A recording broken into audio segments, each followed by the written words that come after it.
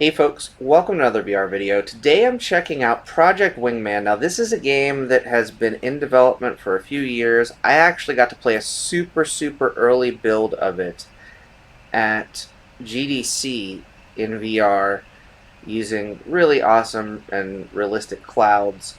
Um, my computer does not do really awesome and realistic clouds, unfortunately, but I played through the first mission of the campaign. I know it's stable enough to do that on some low and medium settings. If you look here at my settings, unfortunately, I have a 1070 PC.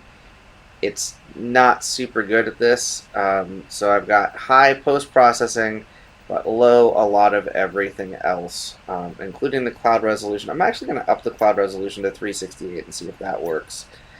Anything really high does not seem to work, unfortunately. But that is my PC's fault, not the game's fault. So we're going to go ahead and go into a new campaign. I've reset the progression here. I'm going to play on easy because I am not a good pilot, and I am not very good at shooty games.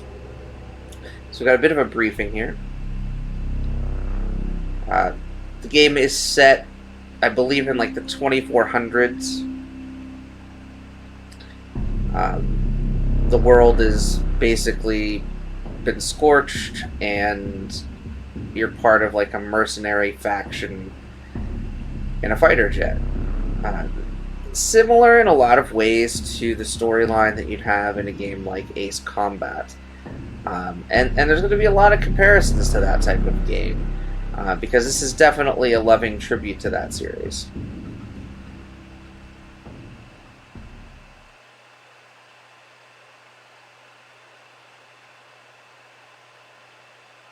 Now, at least at the beginning of the game here, I work for a company called Sicario Corporation, and I am Hitman 1 with the TAC name Monarch.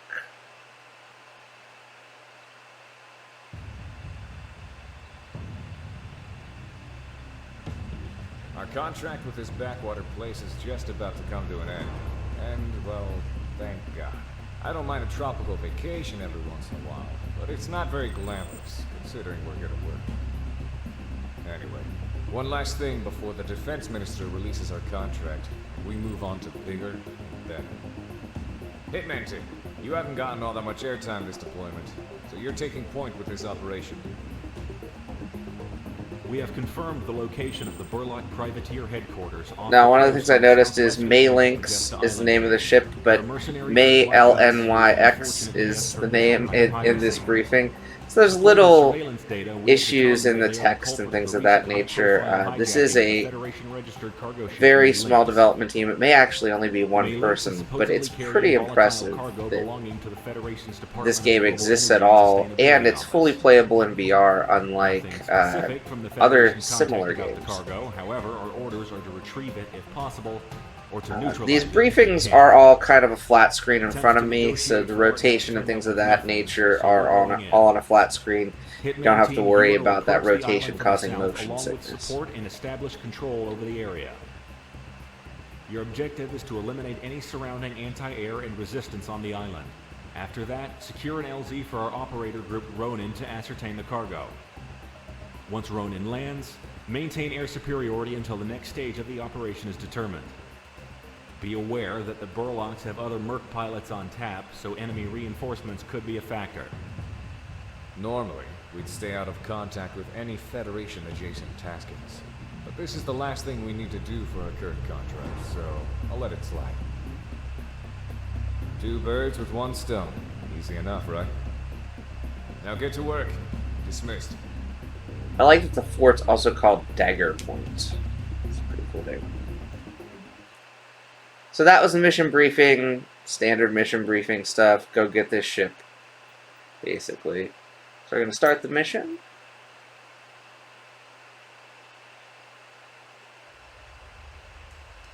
So we have two different planes we can use. We can use the TF4 or the T-21. I'm going to use the T-21.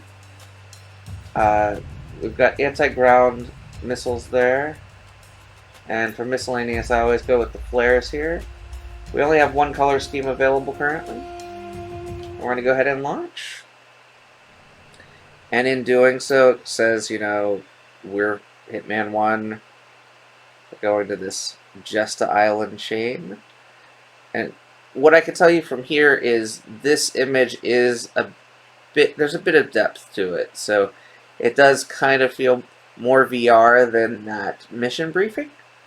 But now, as soon as I hit start, we launch into the plane in the air already. And this is what it's all about. This is the ever-lovely Airborne Warning and Control Systems aircraft Galaxy. Hitman team, get on the clock. Hitman 3, comic punching in. Hitman 2, copy you clear, Galaxy. You gotta let us loose. Just about, Diplomat. Hitman 1, take your flight on this vector till you start to see targets on the IFF. You are free to engage. Lead the way, Mark. Alcon, we're engaged. Rack 'em up and knock 'em down. Get the speedboats rolling. We have attackers inbound. They found us pretty quickly. Hold it, we press off. This is one right action. Galaxy, moving in. Enemy out of the air. Don't sweat it, Ronan. Clean them up now. Enemy approaching KO.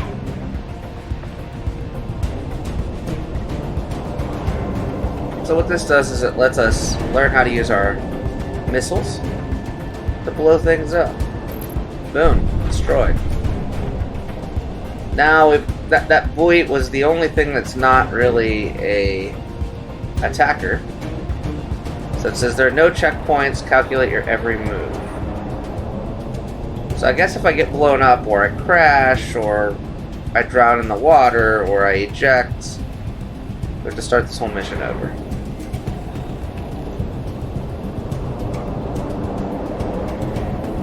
Now what I haven't figured out is how to switch between targets. The controls, as you can see, I'm using a Xbox controller. Do not work with the Oculus Touch. Basically, I'm only able to steer with the left stick. It's very much an arcade game at this point. This game does support a HOTAS, but I don't really know how well, because I haven't hooked mine up. But right now I've just basically got 3 controls. I'm using the left stick on the Xbox controller and the A and B buttons to attack. And that's at least got me through this first mission here. I didn't find any tutorial that would guide me through what the controls should be or anything of that nature. So this is where we're at the current time. Got Diplomat and Comic. Our 2 wingmen in Project Wingman.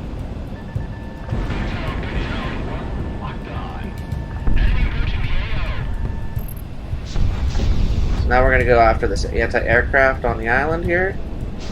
Now there are a lot of anti-aircraft, so it could actually lead to us getting hit. Alright, so we've got a plane up here. It's going to be our next target.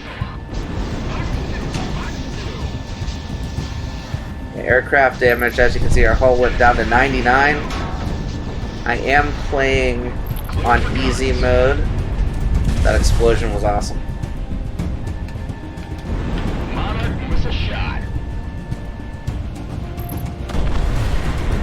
Destroying lots of targets here, which is cool. I don't actually know how many missiles I have available.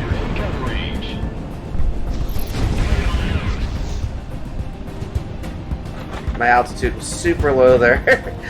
I don't want to crash in the water, so I'm going to climb a bit before I go after the next target.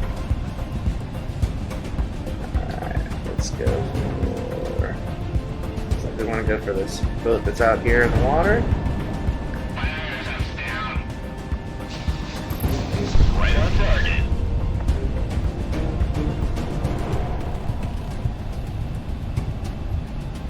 This plays pretty well in VR.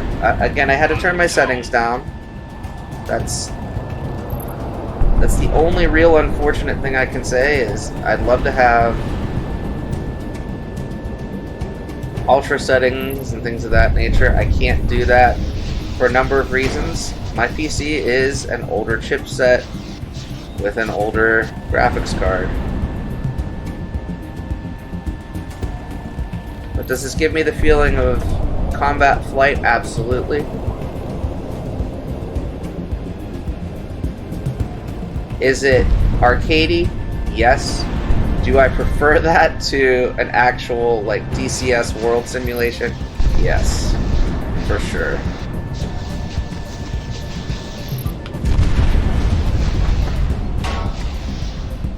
Our aircraft was damaged, but I was also very low again. I'm gonna climb a bit here.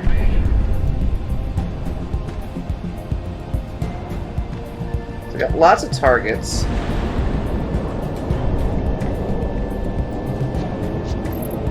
Kill that. That should kill that one. Oh, good, another plane. Aircraft are always a little bit more fun than the ground units to destroy. Once in the air, I can actually, if I get close enough, use my gun. I didn't have to worry about getting close enough on that case.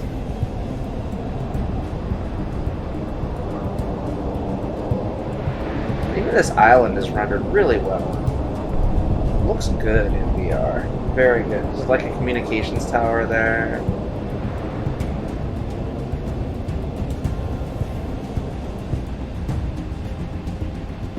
This poor boat's trying to run away.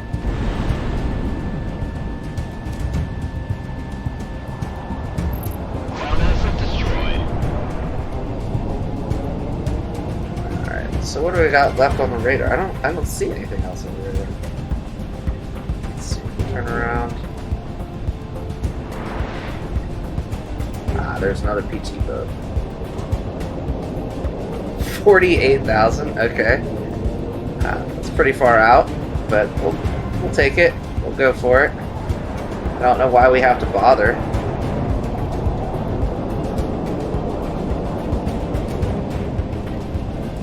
Probably so they can gain reinforcements, I don't know.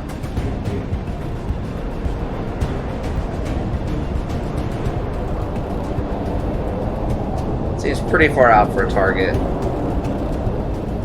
When the goal... I guess they wanted us to kill all the privateers. This is part of the privateer mission.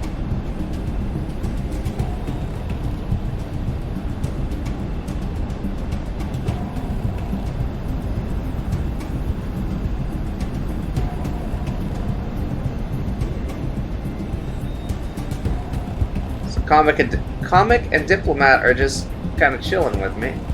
We got some other friendly.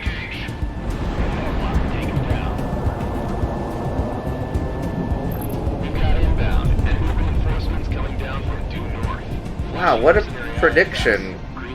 Enemy reinforcements. It's like...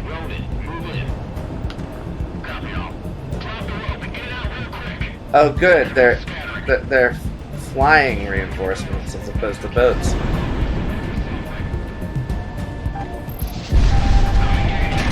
Uh-oh.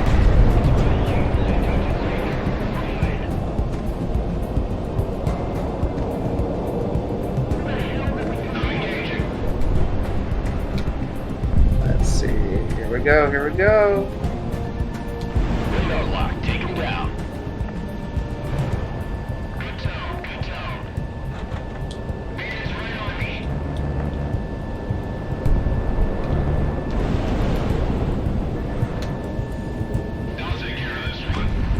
See if we got this guy.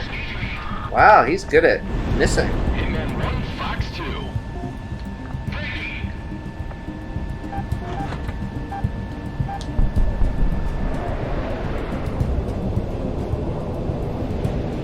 These guys are a lot better at flying than the previous guys. Fox 2.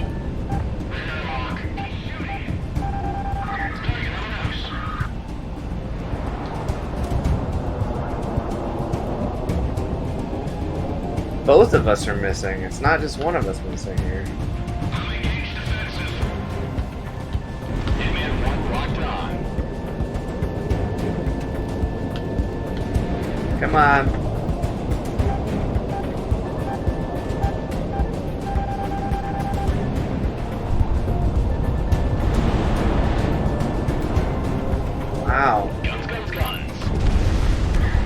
that guy was tough. I love that. This guy's unfortunately not going to be as tough.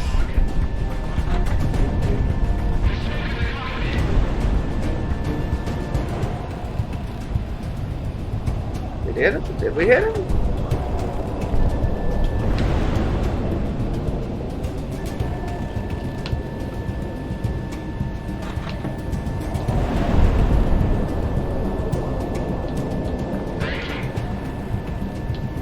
Come on.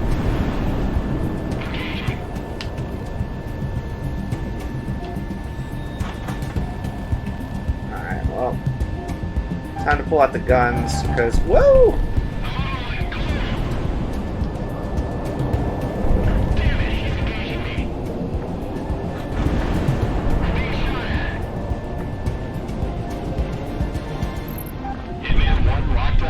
Alright, so got another missile coming in board.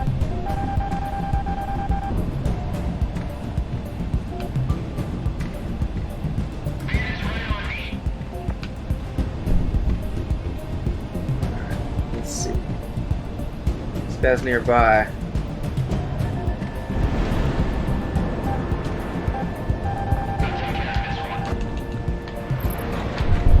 Got another one destroyed.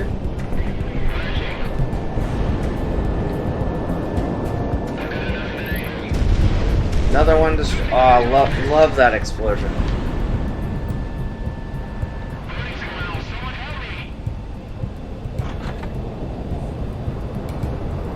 This poor bad guy is like...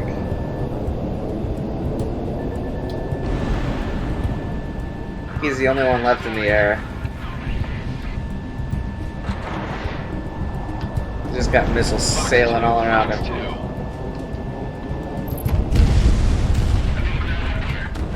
Love that. The explosions are pretty darn awesome. Where's this enemy? I don't see an enemy.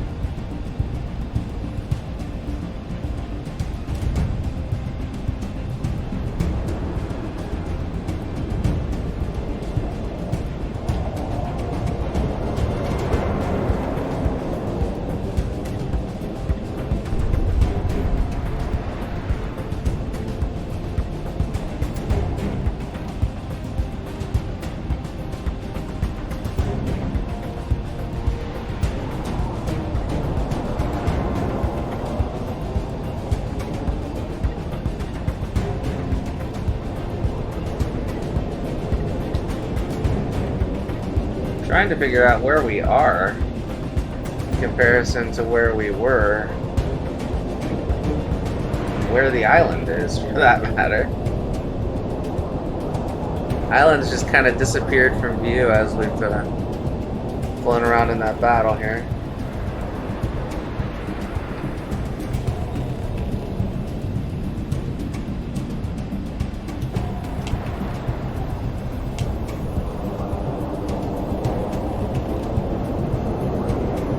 The island over there? Is that just a splotch of water?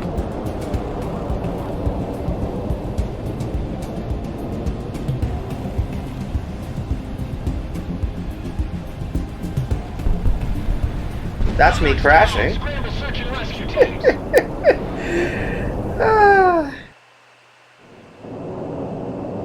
So that was me dying. Whoops. Alright, so that was a quick look at Project Wingman. I died in a blaze of glory at the end there, just crashing into the ocean. When I left the island to go after that PT boat is where things kind of went south. Unfortunately, I never locked on where the island was again to continue the mission. But you got to see at least a bit of the game without any real spoilers. I will say the game moves into a period of civil war within that federation that was hinted at in the briefing, and there's more combat. What I will also say is there's not really any escort missions or things of that nature. It's straight combat from what I understand. There are two different modes though. You can play the campaign or the conquest mode. Conquest mode is really kind of like a arena mode, like you're just playing through missions trying to survive, whereas the campaign actually has that storyline. One other thing I want to mention, I'm going to be playing kind of a military-styled game once a week for the next few weeks, and the reason for that is to promote a charity event that I'm going to be doing with the folks at Phaserlock Interactive and some awesome other VR content creators. So that charity event is for a charity called Stack Up, which provides video games and diversions to military personnel and veterans who have been affected by PTSD. And I thought it was a pretty cool cause to support.